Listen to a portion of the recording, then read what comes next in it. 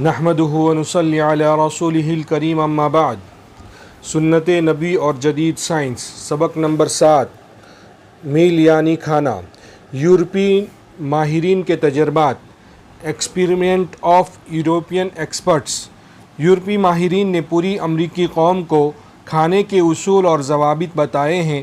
اگر ہم غور سے پڑھیں تو اس میں حضور اقدس صلی اللہ علیہ وسلم کے تمام احکامات واضح ہو جاتے ہیں۔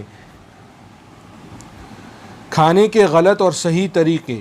غذا بدن کی ایک ایسی ضرورت ہے جس کے بغیر انسان زندہ نہیں رہ سکتا، لیکن ہم جو کچھ کھاتے پیتے ہیں خود بخود ہضم نہیں ہوتا، بلکہ اسے ہضم کر کے جسم کے لیے کارآمد مفید بنانے اور اسے گوشت پوشت کی شکل میں تبدیل کرنے میں جسمانی قوتوں کو بڑی محنت کرنی پڑتی ہے۔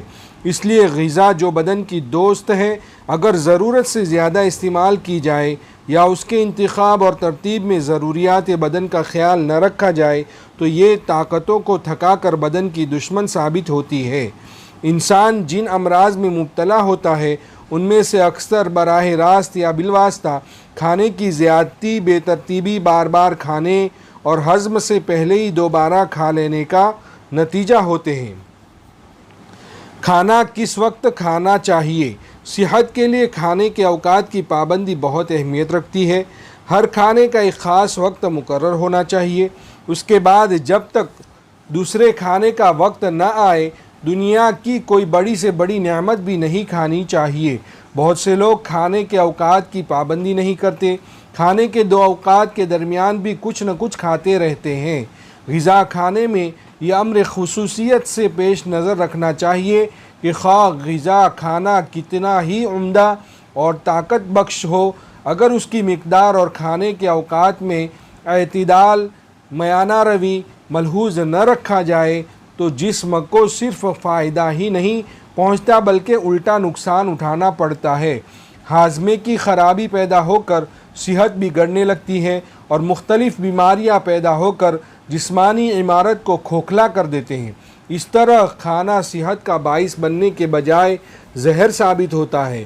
اس لیے صحت کے واسطے ضروری ہے کہ کھانے کی مقدار اور اوقات کی پابندی کی جائے۔ ایک عربی حکیم کا مقولہ ہے کہ جب بھوک لگے تو کھانا کھاؤ۔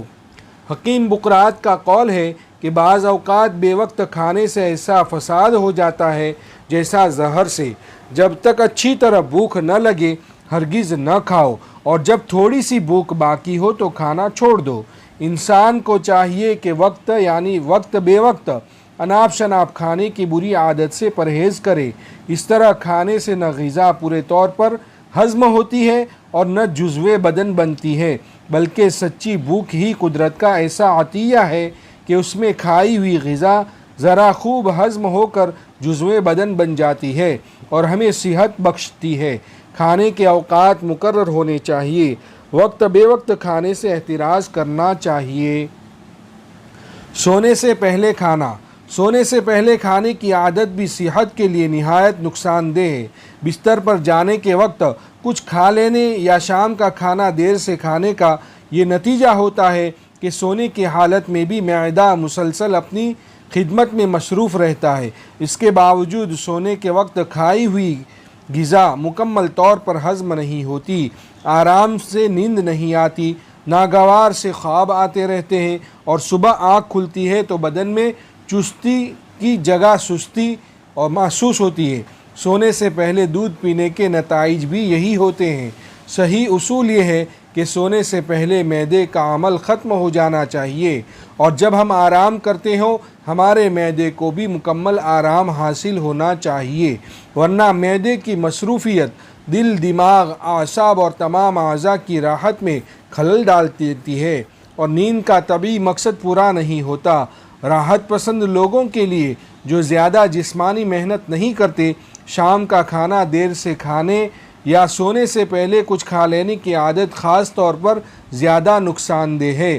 ایسے لوگ ہاضمے کی خرابی اور معدے کے کمزور ہونے کی وجہ سے مختلف بیماریوں میں مبتلا ہوتے ہیں تو ان کی صحت یابی بہت دشوار ہوتی ہے۔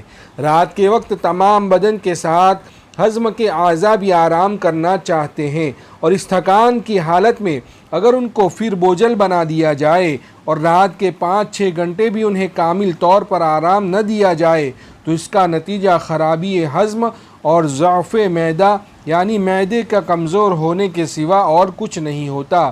اسی لیے پرانے ڈاکٹر نے رات کو دیر سے کھانے سے روکا ہے، اور موجودہ دور میں بھی جو ہر 3 گھنٹے کے بعد کھانا اور ناشتہ ضروری سمجھا جاتا ہے، ضروریات بدن کے بہت سے ماہرین کے نزدیک شام کا کھانا دیر سے کھانا یا سونے کے وقت کچھ لینا زہر کا حکم رکھتا ہے، جو آہستہ آہستہ صحت اور زندگی کو تباہ کر دیتا ہے۔